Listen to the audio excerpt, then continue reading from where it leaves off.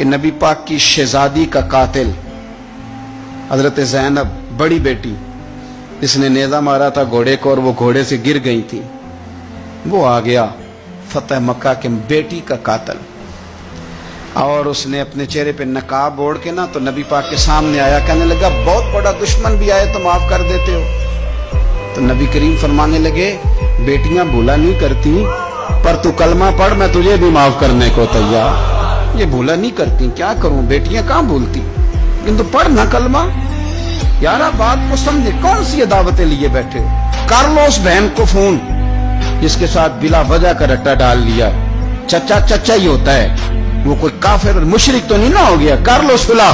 اور سنو، میرے نبی پاک صلی اللہ علیہ وسلم نے فرمایا دو بھائی اگر ناراض ہوں تو جو صلح پہلے کرے گا وہ جنت میں پہلے جائے گا، آگے آگے چلے گا۔ مہربانی فرمائے۔